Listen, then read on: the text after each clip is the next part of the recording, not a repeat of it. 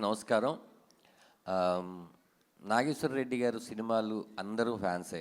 ఆయన సినిమాలో పాటలు కానీ కామెడీ కానీ చాలా చాలా బాగుంటాయి. అలాంటి ఆయన చిన్న గ్యాప్ తీసుకున్నారు. కానీ ఆ గ్యాప్ ఎందుకు తీసుకున్నారంటే ఒక దద్దరిల్లిపోయే సినిమా తీయడం కోసం తీసుకున్నారు. అదే ఈ సినిమా. డెఫినెట్గా మిస్టర్ మిడిల్ క్లాస్ అందరూ చెప్పినట్టే మనం ఎప్పటికీ మిడిల్ క్లాసే. మనం ఎంత పెరిగినా మన మెంటాలిటీ మిడిల్ క్లాస్ దగ్గరే ఆగిపోద్ది. మనకి ఏదైనా మంచి జరిగిందనుకోండి తిరుపతి వెళ్ళిపోతాం, ఏదైనా బాధ అనిపిస్తే తిరుపతి వెళ్ళిపోతాం, ఏదైనా కోరిక నెరవేరపోతే తిరుపతి వెళ్తాం, నెరవేరాలని తిరుపతి వెళ్తాం. అలా వెంకటేశ్వర స్వామి మనకు తెలియకుండానే ఒక ఫ్రెండ్లీ దేవుడు అయిపోయాడు. అలా ఒక భక్తుడికి వెంకటేశ్వర స్వామికి మధ్యలో నడిచే కథే ఇది. మనందరి కథ. డెఫినెట్గా మనం థియేటర్లో కూర్చున్నప్పుడు 2 నిమిషాల తర్వాత శ్రీకాంత్ గారు గుర్తుండరు. శ్రీకాంత్ గారి క్యారెక్టర్ మనమే అనుకుంటాం, లయ గారు గుర్తుండరు, మనమే అనుకుంటాం. ఇందులో ఉన్న ఆల్ క్యారెక్టర్స్ మన దగ్గర నుంచి పుట్టినవి కదా అనిపిస్తుంది. ఈ సినిమా నేను ఒక ప్రేక్షకుడిగా చెప్తున్నాను. చాలా సినిమాలు యాక్ట్ చేస్తాము, చాలా సినిమాలు థియేటర్ బయట వరకు వస్తాయి, కానీ కొన్ని సినిమాలు మాత్రం మనం ఇంటి వైపు వస్తాయి. ఇంటికి వెళ్ళిన తర్వాత కూడా ఆలోచింపజేస్తుంది. అలాంటి సినిమా ఇది. నేను ఈ సినిమాకి సాయి కార్తిక్ ఎప్పుడూ చెప్తుంటాడు, ఆయన చాలా చాలా లోపల పెట్టుకుంటాడు. సినిమా ఏదైనా కనిపిస్తే అతని దగ్గర ఉన్న ఇన్స్ట్రుమెంట్లు అన్నీ తీసుకొచ్చి వాయించేస్తాడు.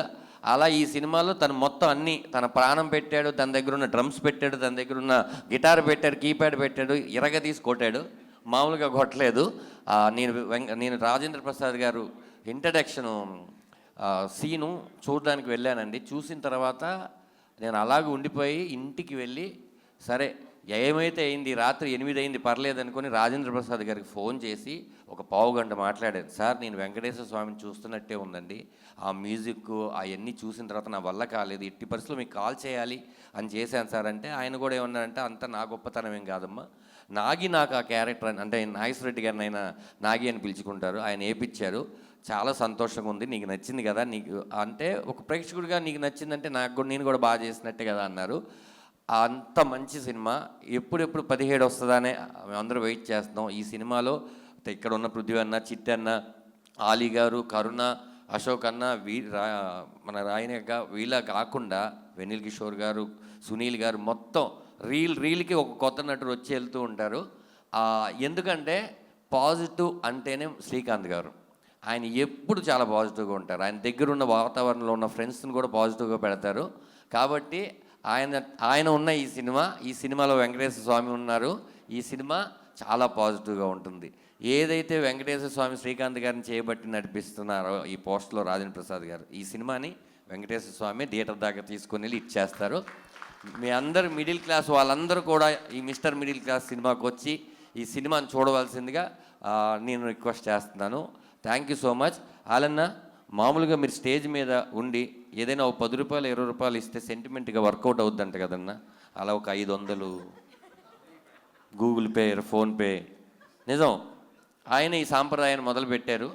ఆయన చేతి వాడడం ఇలాగే తీసుకుని ఇప్పుడు ఈ 2000 తీసుకున్నా, 2500.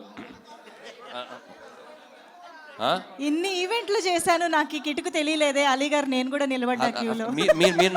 మీరు ఇవ్వాలి సార్ ప్రొడ్యూసర్గా. నేను ఎముడిని మర్చిపోయాను ఈ విషయం చెప్పాలి. అసలు ఈ సర్ప్రైజ్ ఏంటంటే ఈ సినిమాలో నాగేశ్వర రెడ్డి గారు, ఏమయ్యా నువ్వు ఇంట్లో ఎముడు అన్నాడు. సార్ ఎముడా? మీరు కరెక్ట్గానే అన్నారు, నేను కరెక్ట్గానే విన్నా. నువ్వు ఎముడు అంతే అన్నారు. ఓ ఎముడు ఇంత సన్నగా కూడా ఉండొచ్చారని నాకు అప్పుడు అర్థమైంది. అక్కడికి వెళ్ళిన తర్వాత ఇది కైకాలి సత్యనారాయణ గారు, ఎన్టీ రామారావు గారు, ఎన్టీఆర్ గారు, జూనియర్ ఎన్టీఆర్ గారు, మోహన్ బాబు గారు, ఇలా చాలామంది చేశారు. నేను ఏంటి నన్ను ఏమనుకుంటారన్న, ఎముడు నువ్వు అన్నారు. సార్ తిట్టరు కదా, నీకు షుగర్ వచ్చింది ఈ సినిమాలో అంతే అన్నారు. ఓహో, షుగర్ వచ్చి ఎముడు ఇలా అయిపోయాడు అనమాట అయితే అని చెప్పాడు. అయితే ఎంత కామెడీగా చెప్పారో సినిమా చూస్తే దానికి ఒక వాల్యూ ఉంది ఆ క్యారెక్టర్ చేపించినందుకు. Sir thanks sir. నా జన్మలో మళ్ళీ నాకు ఎవరు కూడా ఇలా అసలు నేనే ఊహించుకోలేదు. మీరు ఎప్పుడు కొత్తగా నన్ను ఊహిస్తారు. ఇది ఇచ్చినందుకు చాలా చాలా చాలా థ్యాంక్స్ సార్. ఇది నాకు ఎప్పటికీ గుర్తుండిపోద్ది. అలాగే లయ గారు, శ్రీకాంత్ గారిని చూస్తే నిజంగా భార్య భర్తలు ఈ పచ్చళ్ళు కూరలతో తిట్టుకుంటున్నారు. ఇది చూసిన తర్వాత కొత్త తిట్లు మీరు భార్య భర్తలకు అలవాటు చేసిన వాళ్ళు అవుతారన్న. వాళ్ళందరూ కూడా మీకు మెసేజ్లు పెడతారు, ఇలా కూడా తిట్టొచ్చా భార్యలని. Okay, thank you so much. ఈ అవకాశం ఇచ్చినటువంటి చందు గారికి, జీకే గారికి మనస్ఫూర్తిగా కృతజ్ఞతలు చెప్తూ తెలియజేసుకుంటున్నాను. 17 థియేటర్లో కలుద్దాం. గారు మాట్లాడే గ్యాప్లో అలీ గారి పర్సు ఖాళీ చేసేసాం ఇక్కడ అందరం కలిసి. ధనరాజు గారు పుణ్యమా అని ఆయన పర్సులో ధనం అంతా మాయం. సార్ అదే చేత్తో మా డైరెక్టర్ గారికి కూడా ఒక నోట్ ఇచ్చేస్తే, ఇగో చాలా కాలం తర్వాత గ్యాప్ తర్వాత ఆయన వస్తున్నారు, బోలెడంత సక్సెస్ రావాలి, లేదంటే ఇదిగోండి. అన్న అన్న అన్న మీరు ఎంతమందికి దాంట్లో ఇంకా 9,800 నేను ఉన్నాయి. వందలు తెచ్చుకుంటే బాగుండేది. అది అది ఆ, అంటే ఇదే స్టేజ్ మీద లయ్య గారికి మీరు 500 రూపాయలు నోట్ ఇచ్చారు. అప్పటి నుంచి ఆవిడ టప్ప టప్ప టప్ప కంబ్యాక్లో కొట్టేస్తున్నారు కదా, అందుకని. అంటే నేను సెంటిమెంట్గా ఇచ్చాను. ఆవిడే నాకు ఒకరోజు ఫోన్ చేసి, సార్ మీరు ఏ టైంలో ఇచ్చారో తెలియదు కానీ 6 సినిమాలు చేస్తున్నాను సార్ నేను అన్నారు. నిజంగా చాలా ఆనందం వేసింది. ఇంకేం కావాలండి ఒక యాక్టర్కి? ఈసారి ఇట్లాంటి ఫంక్షన్కి వస్తున్నప్పుడు ఖచ్చితంగా తీసుకోవాలి. 1,00,000 రూపాయలు తెచ్చుకుంటాను. రే లైన్ పెడతాం ప్లీజ్ లైవ్ వెళ్తుందన్న, బాగోదు ఇచ్చేయనన్న. మనం ఎప్పుడు ఆర్టిస్టులు ఇచ్చుకున్నాం కానీ మీడియాకి ఎప్పుడైనా ఇచ్చామన్నా మనం? అవుతుంటావా?